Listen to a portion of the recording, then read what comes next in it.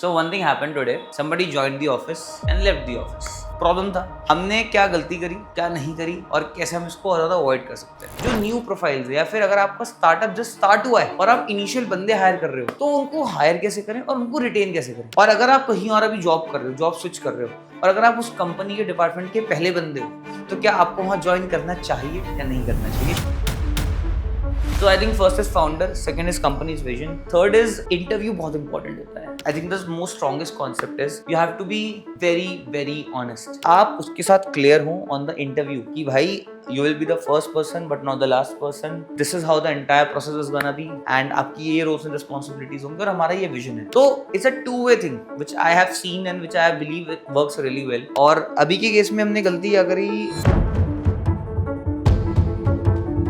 So one thing happened today. Somebody joined the office and left the office. ये बहुत ज़्यादा कम होता है और ये जनरली वहाँ ज़्यादा होता है जब कोई एक पर्टिकुलर डिपार्टमेंट में या एक पर्टिकुलर प्रोसेस में कोई बंदा पहली बार हायर होता है और वो उस पर्टिकुलर पोजीशन का इकलौता बंदा होता है। द टफेस्ट मतलब अगर मैं अपने सेल्स डिपार्टमेंट की बात करूँ, हमारे यहाँ जैसे मैंने आपको पहले भी बताया 80 लोगों की टीम है और सिंस हमारी इंस्टा पे और हम ब्रांडिंग वाइज बहुत अच्छा प्ले करते हैं, वर्क बहुत अच्छा करते हैं, रेफरेंस बहुत स्ट्रॉन्ग है, तो एजेंसी लेवल पे ना हमें सेल्स टीम की जरूरत नहीं पड़ती, वो सेल्स खुद हो जाती है by god's grace and by the hard work. हमने कोर्सेज लॉन्च करे हुए हैं प्लस हम लोगों ने कंसल्टेशंस कराई हुई हैं, ठीक है ना।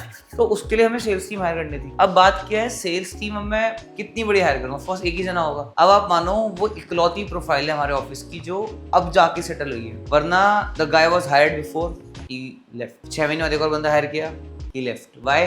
बिकॉज काम ही नहीं है, काम बहुत कम है। और दूसरा, व्हेन एनीबडी सिट्स अलोन तो उनके लिए और मुश्किल हो जाता है काम करना। क्यों? क्योंकि किसी के साथ वो डिस्कशन नहीं कर पाते कि यार ये करते हैं, ये नया करते हैं, वो दुख नहीं बांट पाते, वो डिस्कशंस नहीं हो पाते। तो अब जब तीसरी हायरिंग करी तब जाके वो सॉर्ट हुआ। इन टुडेज वीडियो में ना टेल यू कि ना जब ऐसी प्रोफाइल्स के लिए हायर करते जो न्यू प्रोफाइल्स है या फिर अगर आपका स्टार्टअप जस्ट स्टार्ट हुआ है और आप इनिशियल बंदे हायर कर रहे हो तो उनको हायर कैसे करें और उनको रिटेन कैसे करें, बिकॉज वो सबसे मुश्किल है। क्यों? क्योंकि I still remember the day मेरा फर्स्ट कैबिन, जितना बड़ा कैबिन है ना, मतलब ये 3 टाइलें, बस इतना उसकी लेंथ थी, ऐसे यहाँ पे टेबल थी और वहाँ 5 चेयर्स थी, that's all. This was our cabin when we started. और I was 19 years old. Akashna, Neetu, Ishan, then Akanksha, then Harsh. ये हमारे बहुत इनिशियल टीम है जो I think इनिशियल 7-8 लोग होंगे। And Akashna is the first member of our team and she still works with us. और Ishan was the 4th hiring and today he is the head of business, who's the second person just after me, who takes care of everything. Harsh,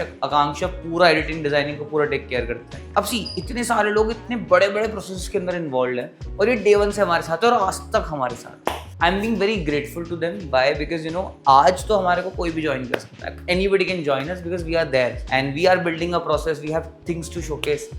but I do not know what they saw in a 19-year-old boy sitting in the smallest cabin in the world having very less vision. Vision तो मेरे को सिखाया ही शान ने। मैंने उनके 4 year वाली university में भी बोला था कि विजन होता क्या है, वो मुझे शान ने सिखाया। तो और वो विजन क्यों इम्पोर्टेंट था मुझे ईशान ने सिखाया। So thank you Ishan for think that Ishan has taught me in the last 4 years to how to see the vision और विजन इंपॉर्टेंट क्यों होता है। तो इनिशियल बंदे सबसे इंपॉर्टेंट होते हैं लेवल 1, उसके बाद उनका hiring process plus what is the reason of them being here, वो बहुत अलग होता है। अब जैसे मैंने अभी एक प्रोफाइल थी, I will not name the profile, हम एक नया डिपार्टमेंट एस्टैब्लिश कर रहे थे, हमने उनको हायर किया बट उन्होंने अपने हायरिंग के 3 दिन बाद ही कॉल ऑफ कर दिया। प्रॉब्लम था हमने क्या गलती करी, क्या नहीं करी और कैसे हम इसको और ज़्यादा अवॉइड कर सकते हैं। क्योंकि मुझे लगता है ना ये एक बिजनेस ओनर को जानना बहुत जरूरी है। फिर अगर आप कोई भी प्रोसेस के अंदर जाना चाहते हो और अगर आप कहीं और अभी जॉब कर रहे हो, जॉब स्विच कर रहे हो और अगर आप उस कंपनी के डिपार्टमेंट के पहले बंदे हो तो क्या आपको वहाँ ज्वाइन करना चाहिए या नहीं करना चाहिए। आज हम इसके बारे में डिटेल में बात करेंगे, ठीक है। तो guys see, I think the most strongest concept is, एक स्टॉक का प्राइस बढ़ने वाला होता है जब आप सही टाइम पे उसमें पैसा लगाते हो और जब वो बढ़ जाता है तो आपको बहुत अच्छा आरओआई मिलता है। फिर कुछ लोग होते हैं जिनको दिखता है अरे ये कंपनी तो 1.5 साल से बहुत बढ़ रही है, फिर वो उसमें पैसा डालती है बट उसके बाद उतना आरओआई नहीं मिलता। व्हाई? क्योंकि अब तो ऑलरेडी बढ़ चुकी है। This is exactly what happens with the initial team. By the hard work and the God grace, we are here whatever we have done so far in the last 4 years. But what if this didn't work out? तब क्या होता? तो उस दिन जिन लोगों ने join किया होता उनके लिए ये बहुत बड़ी प्रॉब्लम होती भाई. They would have put in their 1 year 2 year in this and the कुछ आउटपुट नहीं निकल पाता, राइट? पहले मैं एक as a employee perspective बताऊंगा. Whenever you join a company, और ऐसा नहीं स्टार्टअप्स, एक बड़ी कंपनी का एक नया प्रोसेस भी हो सकता है जो हम अभी स्टार्ट करने की कोशिश कर रहे हैं, ठीक है ना?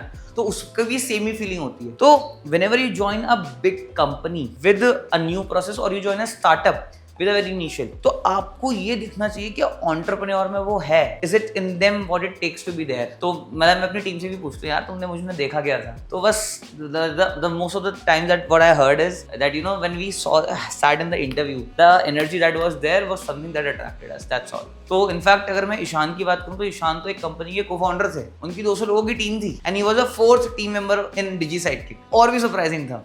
तो but when it meant to be, it's meant to be. So I think first is founder, second is company's vision, third is interview बहुत important होता है. Absorb the energy in the interview and vice versa, दोनों के लिए. क्योंकि interview में अगर वो एनर्जी है तो भाई है, और नहीं है तो नहीं है. एनर्जी का एक बहुत बड़ा रोल होता है. और अगर मैं फाउंडर पर्सपेक्टिव बताऊं, guys see, you have to be very very honest. अभी जब मैंने रिसेंटली सेल्स की हायरिंग करी थी, आई वाज वेरी क्लियर कि भाई you will be the first person but you will not be the last person. ये मेरी श्योरिटी है. हम मेक श्योर करेंगे कि आपकी हम टीम बनाएं, आपको हम ग्रो कराएं, आपके साथ हम पूरा प्रोसेस बिल्ड करें. क्यों? क्योंकि जो पहला बंदा होता है ना वो बहुत ज़्यादा इंपॉर्टेंट होता है, क्योंकि इवेंचुअली वही आगे पूरे प्रोसेस को लेके चलेगा. और ये एक ऐसा प्रोसेस है जो आपको इंटरनली बिल्ड करना चाहिए. क्योंकि अगर आप एक बंदे को साथ चल रहे हो और आप एकदम से उसके ऊपर एक बंदा ले आओगे, पहली बात तो ये भी जाएगा और ये भी जाएगा. क्यों? क्योंकि इसको दिख रहा है जी मेरे ऊपर एकदम से सबके ऊपर आ गया तो कल मेरे ऊपर भी कोई और आ सकता है.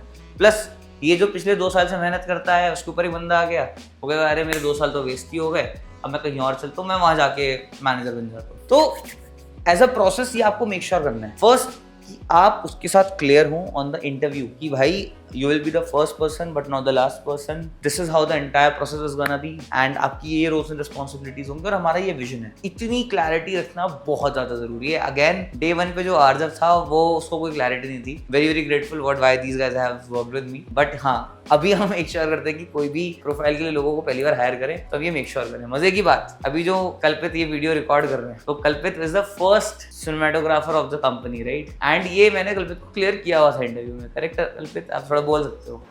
क्या डिस्कशन हुआ था हमारे इंटरव्यू में? कि तुम पहला बंदा होगा कि, और सेम ये बात होती है ना कि भाई एंड आई वांट समबडी जो बहुत हाईली इंटेंट हो और जिसके साथ में डिपार्टमेंट ग्रो करे, है ना?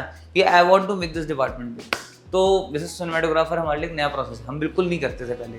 अभी हमने रिसेंटली ये प्रोसेस स्टार्ट किया और कल्पित से पहले भी एक सिनेमेटोग्राफर थे बट उनके साथ इतना अलाइन नहीं हो पाया, उतना इंटेंट नहीं था. Intent was a major issue. तो द नेक्स्ट टाइम हमने हायर किया तो we find it out because पहला बंदा हर डिपार्टमेंट का बहुत ही ज्यादा जरूरी होता है. बट अगेन ज्वाइन करने के बाद बहुत सारी चीजें होती है बिकॉज क्या होता है ना, हमें भी प्रोसेस नहीं पता होता. फॉर एग्जाम्पल हमारे ऑफिस में डिजाइनिंग है, अब डिजाइनिंग के सारे प्रोसेस बने हुए. एक डिजाइनर आएगा, बैठेगा और काम चालू, और सारे प्रोसेस डिफाइंड है. सेम परफॉर्मेंस मार्केटिंग, सेम सारे डिपार्टमेंट. बट सिनेमेटोग्राफर को कोई प्रोसेस ही डिफाइंड नहीं है. क्यों? क्योंकि वो नया प्रोसेस है. सामने वाले को भी एडजस्टेबल होना पड़ेगा और हमको भी, और हमारे को क्लैरिटी रखनी पड़ेगी.